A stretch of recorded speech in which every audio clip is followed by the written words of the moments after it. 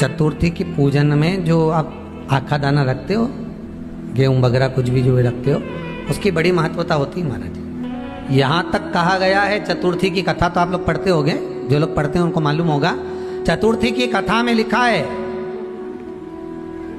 चौथ माता के व्रत में वर्णन किया गया है कि वो आखा दाना जो रखा जाता है, मान लो कोई जरूरी काम होता है तभी आखा दाना को रखा जाता है, संभाल के रखते हैं कि हम इस काम के लिए जा रहे हैं और हमारा ये कार्य सफल होना चाहिए। तो जिसने चतुर्थी का व्रत करा है, जिसने चंद्रदेव का पूजन करा, चतुर्थी का व्रत करा, वो गणेश जी से विनती करके वहां से 2-4 आखा दाना उठा ले, और जो व्यक्ति का काम अटक रहा है अपने ही घर का, पर दूसरे कुल को नहीं देना, अपने ही कुल के अंतर्गत जो काम अटक रहा है उसकी जेब में, उसके पल्लू में उस चीज को रख दिया जाए। तो चतुर्थी जो अगली आती है, जैसे आप महीने की करते हो तो महीने की, और आप जैसे करते हो कि 4 अलग बड़ी बड़ी चतुर्थी करते हो तो उसके अनुसार आपका कार्य सिद्ध होता ही है। उस आखे दाने का इतना महत्व होता है क्योंकि चतुर्थी का व्रत करने वाली माता जब व्रत करती है तो स्वयं चतुर्थी की कथा में लिखा हुआ है कि पार्वती जी गणेश जी से चतुर्थी की कथा बचवाती। तो चतुर्थी की कथा जब होती है तो उसको स्वयं गणेश जी बाच रहे हैं। तो व्रत कौन सुन रही है? माता पार्वती। और आपने जो आखा दाना लिया वो गणेश जी के भाव से लिया, गणेश जी से निवेदन करके, विनय करके, प्रार्थना कर उसको प्राप्त किया। तो जिनकी यहाँ संपदा की कमी होती है, वैभव की कमी होती है, लक्ष्मी की कमी होती है, प्रतिष्ठा की कमी होती है, धन की कमी होती है, उसके लिए बुधवार के दिन अगर शंकर पर 1 लोटा पानी चढ़ाया जाता है तो जिन लड़कियों का विवाह नहीं हो रहा, जिन बच्चों का विवाह नहीं हो रहा, उन बच्चों के भी विवाह हो जाते हैं। हमारा वृद्धि से मतलब होता है जिस कन्या या वर का विवाह नहीं होता, 40 साल हो गए या 30 साल हो गए, या जब 28 के बाद में लड़का लड़की क्रॉस हो जाए कि 29 में, 30 में, 32 में, 34 में, 40 तक पहुंच गए और विवाह नहीं हो रहा है, तब बेलपत्री के जो पेड़ होता है, वृक्ष होता है, उस वृक्ष की जो डाली होती है, उस डाली के मनकों से जो माला बनती है, बाजार में भी मिल जाती है बेल की माला, उस माला को भगवान शंकर को समर्पित कर कर बेलपत्री के वृक्ष के नीचे बैठ कर भगवान शंकर का पंचाक्षर मंत्र का जाप करना है। कौन सा मंत्र है?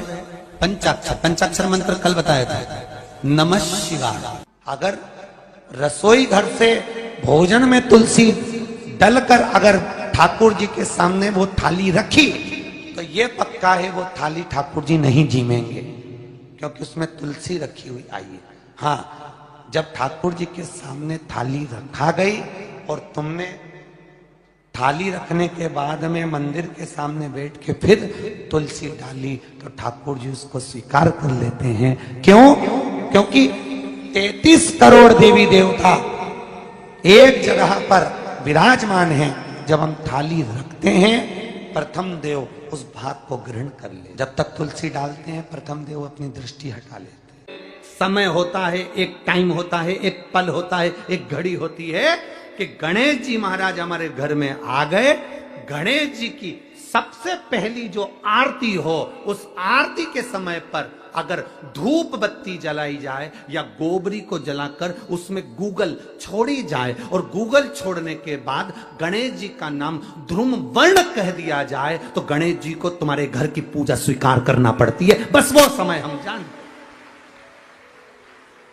हम तो बस उतना जानते हैं कि शिव महापुराण में लिखा और मुद्गल पुराण में लिखा, गणेश पुराण में लिखा, गणेश जी का एक नाम होता है ध्रुम वर्ण। क्या नाम है? ध्रुम वर्ण गणेश जी का एक नाम होता है। जब हम धूप जलाकर और धूप लगाने के बाद में गणेश जी की सबसे पहली आरती करने के पहले अगर हम सबसे पहली आरती गणेश जी की कर रहे हो, अपने घर में स्थापना कर रहे हो, बिठा रहे हो, और तुम चाहते हो कि गणेश जी मेरे घर में आके मेरी पूजा को स्वीकार करें और जो मांगू मेरा गणेश मुझे दे 10 दिन के अंदर, तो पहला नाम लेकर पुकार लेना ध्रुम वर्ण विनायक, बैठो, बस काम हो गया। वो फिर ही होकर आता। सुंदर जोड़ी थी शंकर और पार्वती की, सही है कि गलत है? कभी नहीं झगड़ते थे। इसलिए पृथ्वी पर ना तो लक्ष्मी जी के व्रत हैं, ना ब्रह्माणी के व्रत हैं, ना इंद्राणी के व्रत हैं। अगर पूरी पृथ्वी पर सबसे ज्यादा व्रत किसके हैं? माता पार्वती। तीज का व्रत किसका? पार्वती का। चतुर्थी का व्रत किसका?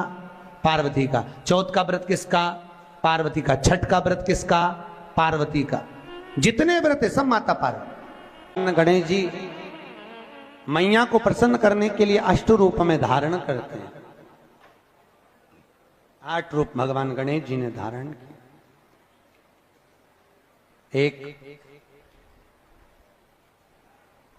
मयूरेश्वर गणेश, दूसरा सिद्धि विनायक, तीसरा बल्लालेश्वर, फिर वरद विनायक, फिर चिंतामणि, फिर गिरजात्मज, फिर भगवान गणेश विघ्नेश्वर अष्ट विनायक, फिर महागणपति।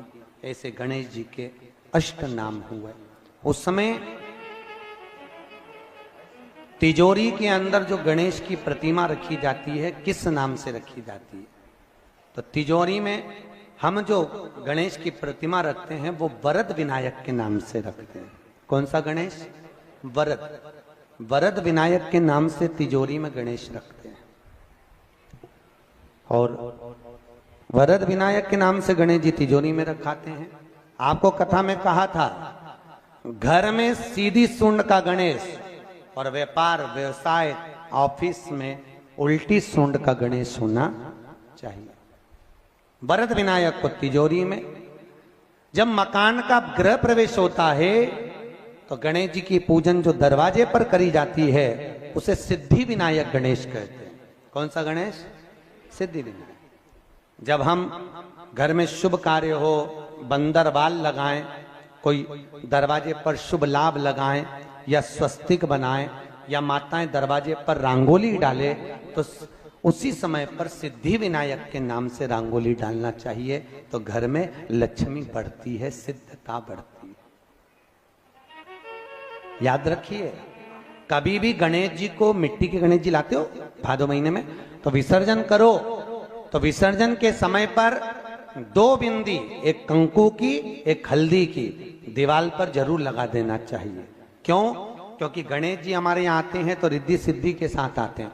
पर जब गणेश जी जाते हैं अगर हम बिंदी नहीं लगाते हैं तो गणेश जी अपनी रिद्धि सिद्धि को साथ में लेकर चले जाते हैं। पति के साथ पत्नी वापिस चली जाती है। जब हम बिंदी लगाते हैं तो उसका मतलब होता है कि हमारे घर की बहू हमारे घर में रहे, बेटा भले भ्रमण के लिए जाए। तो गणेश जी जाते हैं, रिद्धि सिद्धि घर में रह जाती है। इसलिए रिद्धि सिद्धि को घर में रखने के लिए 2 बिंदी लगाना चाहिए, एक कुंकू की एक हल्दी। रिद्धि सिद्धि। गणेश जी की प्रियता है दुर्वा। क्या प्रियता है? दुर्वा। कितनी दुर्वा गणेश जी को समर्पित करी जाती है? मात्र 5। कितनी?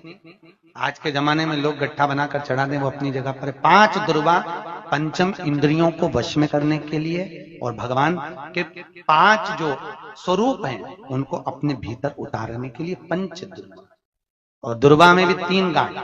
जब दुर्वा समर्पित करी जाती है तो उसमें नीचे दुर्वा की डंडी पर गांठ रहती है, 3 छोटी छोटी गांठें होना चाहिए। चतुर्थी का जो व्रत करने वाली होती हैं, जो चतुर्थी का पूजन करने वाली होती हैं, उनके भीतर का एक भाव होता है कि जैसे ही शाम का समय आए चंद्रदेव का पूजन करें। चंद्र जब प्रकट हो जाए, कलश भर लिया, उसके नीचे आखा दाना रख दिया, चावल गेहूं जो भी आप रखते हो पूजन के लिए, ऊपर पात्र आदि रख दिया, जलाशय, फिर अपन ने घी का दिया लगाकर पूजन भी कर ली। तो जो चतुर्थी का पूजन करने वाली होती है, जो चतुर्थी का नियम व्रत धारण करने वाली होती हैं, बड़ी बड़ी चतुर्थियां करती हैं या उसका नियम धारण करती हैं, तो चतुर्थी का जो पूजन करती है वो किस चीज के लिए होता है? केवल संतान, पुत्र, परिवार, हमारा कुटुंब, हम जिस कुल में हैं, हमारा कुल वैभव की ओर बढ़े, संपदा की ओर बढ़े और उसकी आयु बढ़े, उसकी आयु बढ़े, वैभव बढ़े। बहुत ध्यान दीजिएगा महाराज। चतुर्थी की पूजन में जो आप आखा दाना रखते हो, गेहूं वगैरह कुछ भी जो रखते हो, उसकी बड़ी महत्वता होती है महाराज। यहां तक कहा गया है, चतुर्थी की कथा तो आप लोग पढ़ते होंगे, जो लोग पढ़ते हैं उनको मालूम होगा। चतुर्थी की कथा में लिखा है, चौथ माता के व्रत में वर्णन किया गया है कि वो आखा दाना जो रखा जाता है, मान लो कोई जरूरी काम होता है तभी आखा दाना को रखा जाता है, संभाल के रखते हैं कि हम इस काम के लिए जा रहे हैं और हमारा ये कार्य सफल होना चाहिए। तो जिसने चतुर्थी का व्रत करा है, जिसने चंद्रदेव का पूजन करा, चतुर्थी का व्रत करा, वो गणेश जी से विनती करके वहां से 2-4 आखा दाना उठा ले और जो व्यक्ति का काम अटक रहा है अपने ही घर का, पर दूसरे कुल को नहीं देना, अपने ही कुल के अंतर्गत जो काम अटक रहा है उसकी जेब में, उसके पल्लू में उस चीज को रख दिया जाए। तो चतुर्थी जो अगली आती है, जैसे आप महीने की करते हो तो महीने की, और आप जैसे करते हो कि 4 अलग बड़ी बड़ी चतुर्थी करते हो तो उसके अनुसार आपका कार्य सिद्ध होता ही है। उस आखे दाने का इतना महत्व होता है क्योंकि चतुर्थी का व्रत करने वाली माता जब व्रत करती है तो स्वयं चतुर्थी की कथा में लिखा हुआ है कि पार्वती जी गणेश जी से चतुर्थी की कथा बचवाती। चतुर्थी की कथा बाची किसने थी? स्वयं गणेश जी महाराज ने। और सुनी किसने थी? माता पार्वती। बाचने वाले गणेश जी थे, सुनने वाली माता पार्वती थी। तो चतुर्थी की कथा जब होती है तो उसको स्वयं गणेश जी बाच रहे हैं। तो व्रत कौन सुन रही है? माता पार्वती। और आपने जो आखा दाना लिया वो गणेश जी के भाव से लिया, गणेश जी से निवेदन करके, विनय करके, प्रार्थना कर उसको प्राप्त किया। जितने आस्था चैनल पर कथा सुन रहे हो, जितने फेसबुक और यूट्यूब पर सुन रहे हो, और जितने इस छत्तीसगढ़ की पावन धरा पर बैठकर सुन रहे हो, बहुत सावधानी से सुनना। एक छोटा सा कपूर का टुकड़ा जब आरती में जलाया जाता है तो ये कपूर क्यों जलाते हैं? इस कपूर का महत्व क्या है? इस कपूर का कारण क्या है? ये कपूर है कौन जिसको हम आरती में जलाएं? क्या जरूरत इस कपूर को आरती में जलाने की? क्या जरूरत इसको यज्ञशाला में जलाने की? क्या जरूरत है इस कपूर को पूजन में जलाने की? स्वयं गुरु बाबा कहते हैं यदि कोई आरती में, पूजन में, घर में एक कपूर का टुकड़ा आरती के बाद में जब समर्पित करेगा तो उसको अश्वमेध यज्ञ का पुण्य प्राप्त हो जाएगा। अश्वमेध यज्ञ के पुण्य को पाने के लिए कपूर का टुकड़ा आज भी आरती में जलाया जाए। एक कपूर का टुकड़ा सुख का, इसीलिए हमारे यहाँ शास्त्र कहता है महाराज, जब आपको घर में अगर ऐसा लगने लगे कि 15 दिन से बहुत बेचैनी है, बहुत दुख तकलीफ लग रही है, कोई ना कोई बीमार पड़ रहा है, कुछ ना कुछ तकलीफें लग रही है, तो एक पीपल का पत्ता ले लो, उसके ऊपर एक कपूर का टुकड़ा ले लो, सारे घर में घुमाकर उसको दरवाजे के बीच मध्य में जलाकर रख दीजिए। थोड़ी सी जगह 20 से 25 मिनट के अंदर मकान में एनर्जी वापिस आ जाएगी, उस भवन में एनर्जी वापिस प्राप्त हो जाएगी। 20 से 25 मिनट के अंदर एनर्जी वापस। लग रहा है कि यहाँ नेगेटिव है तो उसको पॉजिटिव बनाया जा सकता है। रात को 12 बजे शंकर जी के मंदिर में शिवलिंग पर चढ़ी हुई बेलपत्री को उठाकर शंकर मंदिर का शिखर देखकर चबा चबा कर खा लीजिए।